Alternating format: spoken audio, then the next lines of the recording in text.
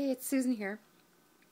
This is actually my second video that I'm cutting on Mother's Day, and the reason is because the other one was kind of serious and talking about the incredible opportunity that I'm in and how awesome it is and why it's made such a difference in my life and my kids' life.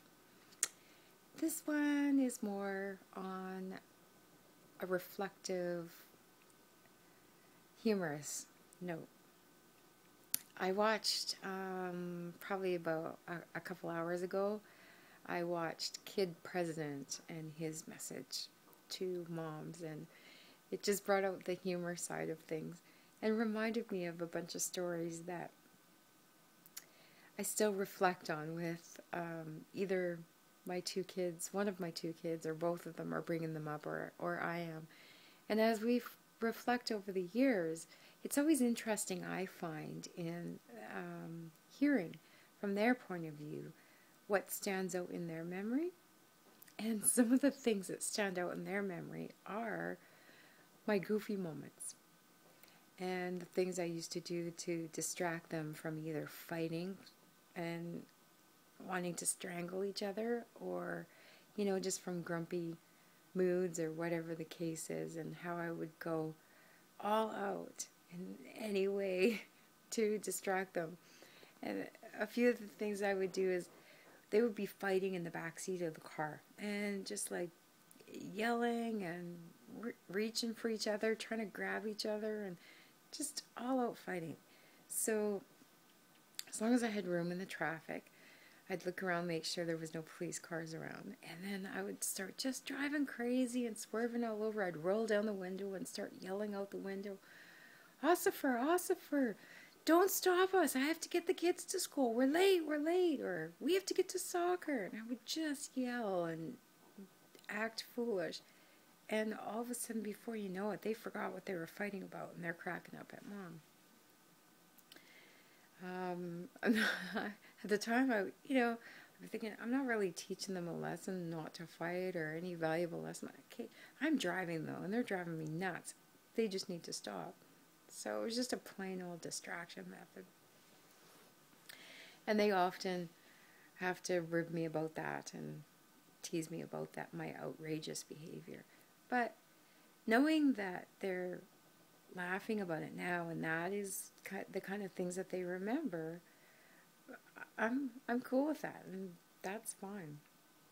Another thing that I find really interesting about what kids remember, and it must be fairly common, because there's this one saying, and it lists all the things. It's in the format of a child talking to the parent, and it's going through all the things that they remember, and it's stating that they don't remember whether the house was clean or dirty.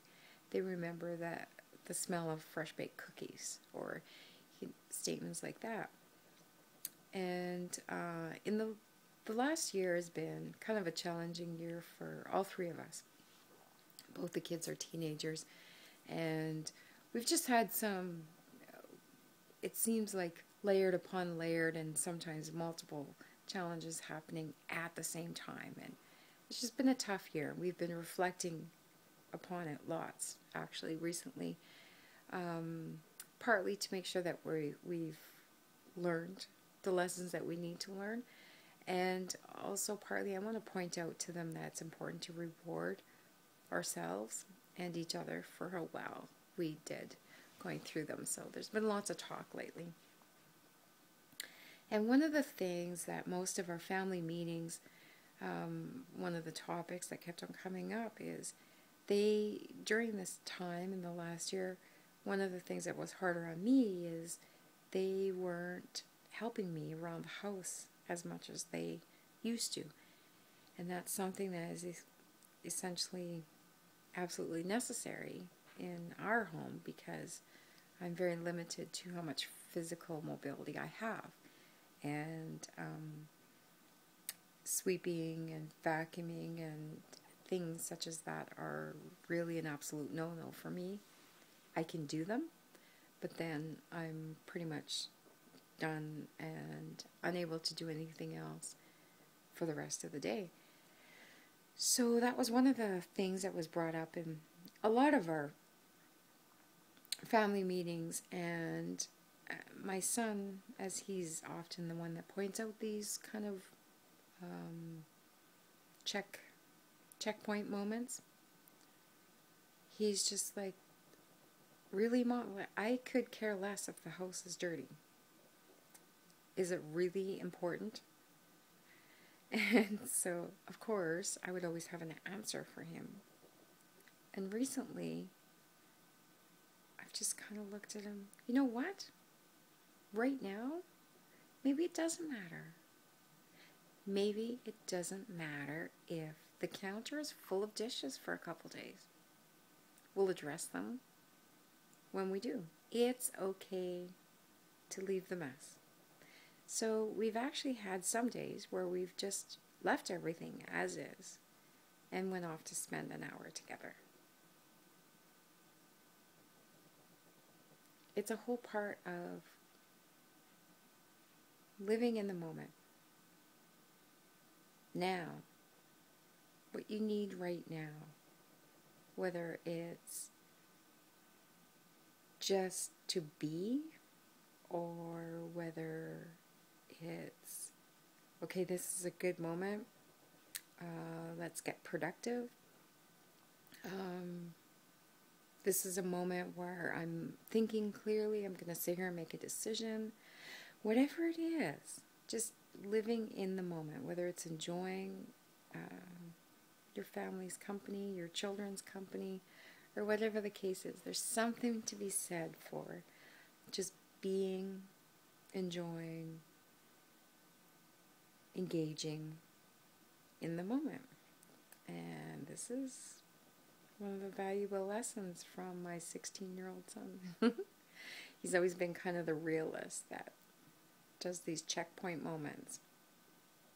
And I like to just take him up on it sometimes if it makes sense. It's also rewarding to him that he's given value to the family, because we are each very valuable. So that's my kind of special Mother's Day moment. It is what it is. Unconditional love, respect, just being and allowing each other to be the best that we can be is just a really cool thing. So, Susan here. I am empowered on purpose. I certainly hope you are.